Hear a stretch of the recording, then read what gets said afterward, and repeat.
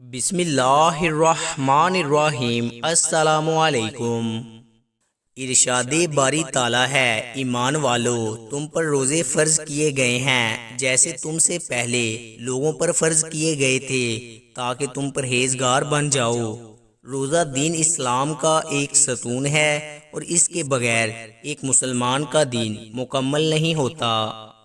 محترم ناظرین، اس ویڈیو میں بتایا جائے گا کہ وہ کون سے 9 لوگ ہیں کہ اگر وہ روزہ نہ رکھیں تو انہیں کچھ بھی گناہ نہیں ہوگا، یعنی ان 9 لوگوں کو رمضان میں روزہ نہ رکھنے پر چھوٹ ہے۔ ہر مسلمان مرد اور عورت پر جو بالغ ہو اور اپنے ہوش و حواس میں ہو اس پر رمضان کے روزے فرض ہیں، یعنی اس کے لیے پورے مہینے کے روزے رکھنا ضروری ہیں، اور اگر وہ ان کی فرضیت کا انکار کرتا ہے تو وہ کافر ہے اور بلا وجہ روزہ چھوڑنا گناہ بھی ہے۔ لیکن کیا آپ جانتے ہیں کہ 9 لوگ ایسے بھی ہیں جنہیں رمضان کے مہینے میں روزہ نہ رکھنے کی چھوٹ ہے؟ یہ 9 لوگ رمضان کے مہینے میں روزے چھوڑ سکتے ہیں۔ نمبر 1، بیمار آدمی۔ سب سے پہلا انسان جو روزہ چھوڑ سکتا ہے وہ بیمار آدمی ہے۔ جو انسان سخت بیمار ہے تو ایسے انسان کے لیے روزہ نہ رکھنے کی چھوٹ ہے۔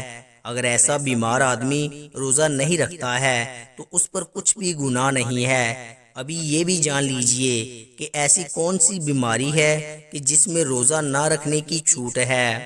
ہم آپ کو بتاتے ہیں کہ یہاں پر ان بیماریوں کی بات نہیں ہو رہی جو قیامت طور پر نارمل لوگوں کو ہوتی ہیں، جیسا کہ اگر کسی کے سر میں درد ہو گیا، کسی کو سردی یا زکام لگ گیا اور اس پر اس نے روزہ چھوڑ دیا تو ایسا کرنا بالکل بھی جائز نہیں۔ ایسے لوگوں کو روزہ رکھنا ضروری ہے۔ یہاں پر بیماریوں سے مراد ایسی بیماری ہے جس میں انسان کی جان جانے کا خطرہ ہوتا ہے۔ اب یہ بھی جان لیجئے کہ وہ کون سی بیماری ہے کہ جس میں جان جانے کا خطرہ ہوتا ہے، تو اس بات کا ایسے پتہ چلتا ہے کہ اگر کوئی ماہر ڈاکٹر آپ کو یہ کہہ دے کہ اگر آپ بھوکے پیاسے رہے تو روزہ رکھنے سے آپ کی جان جانے کا خطرہ ہو سکتا ہے، یا پھر ڈاکٹر آپ سے یہ کہہ دے کہ اگر آپ نے روزہ رکھا تو آپ کی بیماری ٹھیک نہیں ہوگی یا آپ کی بیماری اور بڑھ جائے گی، تو ایسی صورت میں رمضان کے مہینے میں روزہ چھوڑنا جائز ہے۔ لیکن چھوٹی چھوٹی بیماریوں میں روزہ چھوڑنا جائز نہیں ہے۔ اب یہاں پر اگر کسی نے اپنی بیماری کی وجہ سے روزے چھوڑ دیے ہیں، وہ یاد رکھے کہ اسے ان روزوں کو بعد میں رکھنا پڑے گا جب اس کی بیماری دور ہو جائے گی، یعنی کہ جب اس کی بیماری ٹھیک ہو جائے گی تو اس کو اپنے چھوڑے ہوئے روزوں کو قضا کرنا پڑے گا۔ اب اگر کسی کی بیماری ایسی ہے کہ وہ کبھی ٹھیک ہی نہیں ہوئی اور اس کا آخری وقت قریب آ گیا، تو ایسے میں وہ اپنے گھر والوں کو یہ وصیت کرے کہ میرے اتنے روزے چھوٹ گئے ہیں اور ان کا فدیہ ادا کرے، اور فدیہ یہ ہے کہ ہر ایک روزے کے بدلے ایک مسکین کو دونوں ٹائم پیٹ بھر کر کھانا کھلائے۔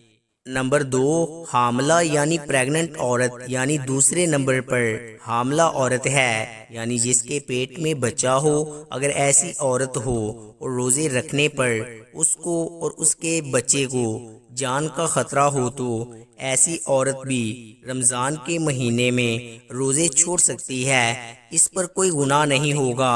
ایسی عورت کے لیے بھی روزہ نہ رکھنا جائز ہے، لیکن یاد رہے کہ ایسی عورت بھی اپنے چھوڑے ہوئے روزے بعد میں رکھے، یعنی کہ جب اس کی صحت ٹھیک ہو جائے تو اسے بھی اپنے چھوڑے ہوئے روزوں کو قضا کرنا ہوگا۔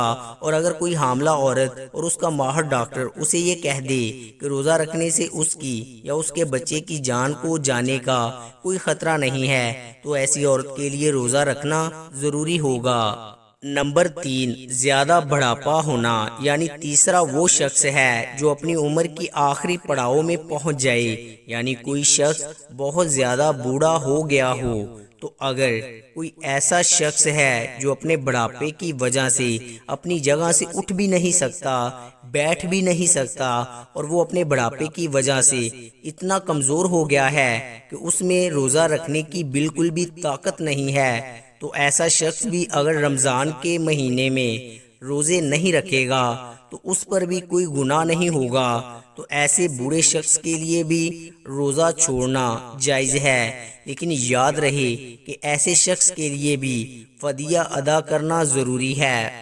اور پھر اگر ایسے شخص میں بعد میں اتنی طاقت آ جائے، وہ اپنے آپ کو تندرست محسوس کرے، تو اس کو چاہیے کہ اپنے چھوڑے ہوئے روزے بعد میں رکھ لے، ان کی قضا کرے۔ لیکن اگر کوئی شخص اپنے بڑھاپے کی وجہ سے اتنا کمزور ہو گیا ہے کہ اسے اپنے ٹھیک اور صحت مند ہونے کی کوئی امید ہی نہیں، تو اس کے لیے روزے معاف ہیں، لیکن اسے بھی اپنے ہر روزے کے بدلے میں فدیہ دینا پڑے گا۔ اور فدیہ یہی ہے کہ اپنے ہر روزے کے بدلے ایک مسکین کو پیٹ بھر کے 2 وقت کا کھانا کھلانا ہوگا۔ نمبر 4، دودھ پلانے والی عورت۔ یہاں یہ بات بھی واضح کر دیں کہ پہلے زمانوں میں ایسی عورتیں ہوا کرتی تھی جو لوگوں کے بچوں کو دودھ پلانے کا کام کیا کرتی تھی۔ وہ لوگوں کے بچوں کو اپنے ساتھ لے جایا کرتی تھی اور 2 یا 2.5 سال کے لیے اس بچے کو دودھ پلایا کرتی تھی اور انہیں دایا کہا جاتا تھا۔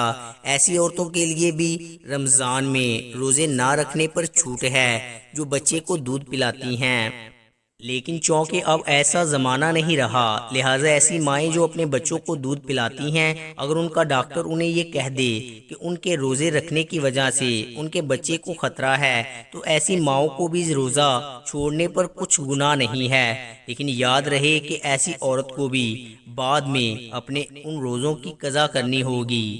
نمبر 5، پاگل یا دیوانہ شخص۔ یعنی 5واں شخص وہ ہے جس کا ذہنی توازن خراب ہو چکا ہو اور پاگل یا دیوانہ ہو چکا ہو، جو اپنے آپے سے باہر ہو چکا ہو اور جو بہکی باتیں کرتا ہو اور جو اچانک بے ہوش ہو جاتا ہو، تو ایسے لوگوں کو بھی روزہ چھوڑنا جائز ہے۔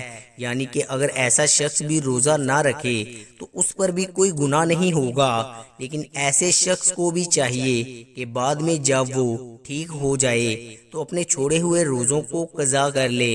نمبر 6، حیض و نفاس والی عورتیں۔ یعنی ایسی عورتیں جن کے ماہانہ پیریڈز چل رہے ہوں، وہ حیض والی عورتیں ہیں، اور ایسی عورتیں جنہوں نے بچے کو جنم دیا ہو اور ابھی تک ان کا خون نکلنا بند نہ ہوا ہو، تو ایسی عورتوں کو نفاس والی عورتیں کہتے ہیں۔ یہاں پر ایسی عورتوں کا بھی روزہ رکھنا جائز نہیں ہے۔ یہاں یہ بھی یاد رہے کہ پہلے بیان کیے گئے 5 قسم کے لوگ اگر روزہ رکھ لیتے ہیں تو ان کا روزہ قبول ہو جائے گا، لیکن حیض اور نفاس والی خواتین اپنی اس حالت میں روزہ نہیں رکھ سکتی، اور اگر وہ رکھیں گی تو ان کا روزہ قبول نہیں ہوگا اور ان پر سخت گناہ ہوگا۔ ایسی عورت جب بعد میں پاک صاف ہو جائے تو اس کے لیے ضروری ہے کہ اپنے چھوڑے ہوئے روزوں کی گنتی پوری کر لے۔ نمبر 7، سفر پر ہونا یعنی مسافر ہونا۔ تو ایسا انسان جو حالت سفر میں ہے تو اس کے لیے بھی روزہ نہ رکھنے کی چھوٹ ہے، اور روزہ نہ رکھنے پر اس کے لیے کچھ گناہ نہیں ہوگا، لیکن یہ بات بھی جان لیجئے کہ اس سلسلے میں سفر کیسا ہوگا۔ تو ہم آپ کو بتا دیں کہ جو سفر 82 کلومیٹر سے زیادہ ہو اور وہ کم از کم 15 دن کی سفر کی نیت کر کے گھر سے نکلا ہو، تو ایسے مسافر شخص کے لیے روزہ نہ رکھنے پر چھوٹ ہے، لیکن جب اس کا سفر ختم ہو جائے تو پھر اس کے لیے روزہ رکھنا ضروری ہو جاتا ہے۔ اب یہاں پر یہ بات بھی قابل ذکر ہے کہ اگر کوئی شخص سفر کی حالت میں ہے اور وہ یہ کہے کہ روزہ ضرور رکھے گا جو کہ اس کا سفر آرام دہ ہے، تو ایسا مسافر سفر کی حالت میں بھی روزہ رکھ سکتا ہے اور اس کا روزہ ہو جائے گا۔ بس اگر سفر آسان ہے تو روزہ رکھ سکتا ہے، لیکن اگر روزہ نہ بھی رکھے تو اس پر کچھ گناہ نہیں۔ نمبر 8، ایسا شخص جس کی جان جانے کا خطرہ ہو۔ یعنی اگر کوئی شخص تلوار لے کر کسی کے پاس آ جائے اور یہ کہنے لگے کہ اگر تم روزہ رکھو گے تو میں تمہاری گردن اڑا دوں گا، یعنی تمہیں مار دوں گا، اور اسے اپنی جان کا خطرہ ہو، تو ایسے شخص کے لیے روزہ نہ رکھنے پر چھوٹ ہے، لیکن یاد رہے کہ ایسے شخص کے لیے جب وہ ایسی صورتحال سے باہر نکل آئے اور اس کی جان کو کوئی خطرہ نہ ہو تو بعد میں اس پر اپنے چھوڑے ہوئے روزے کی قضا لازم ہو جائے گی اور اسے بعد میں اپنے وہ چھوڑے ہوئے روزے رکھنا پڑیں گے۔ نمبر 9، نابالغ بچہ۔ جیسا کہ ہم سب یہ جانتے ہیں کہ روزہ ہر بالغ انسان پر فرض ہے جو اپنے ہوش و حواس میں ہو، اس طرح روزہ نابالغ بچے پر فرض نہیں ہے۔ اگر کوئی نابالغ بچہ روزہ نہیں رکھتا تو اس پر کچھ گناہ نہیں ہوگا۔ اسے روزہ نہ رکھنے پر چھوٹ ہے، لیکن اگر کوئی بچہ 10 سال کی عمر کو پہنچ جائے، اس نے روزہ رکھنے کی طاقت آ جائے، تو اس کو چاہیے کہ وہ روزہ رکھنا شروع کر دے، اور اگر ایسا بچہ روزہ نہ رکھے تو اس کے گھر والوں کو چاہیے کہ اس پر سختی کرے اور اسے روزہ ضرور رکھوائے۔ اللہ سبحانہ و تعالیٰ سے دعا ہے کہ تمام مسلمانوں کو اپنے ماہ مبارکہ کے روزے خشوع و خضوع سے رکھنے کی طاقت توفیق عطا فرمائے، آمین یا رب العالمین۔ دوستو، امید کرتا ہوں آپ کو یہ ویڈیو اچھی لگی ہوگی۔ اگر ویڈیو اچھی لگی ہے تو لائک کریں، کومنٹ کریں اور چینل کو سبسکرائب ضرور کریں۔ شکریہ۔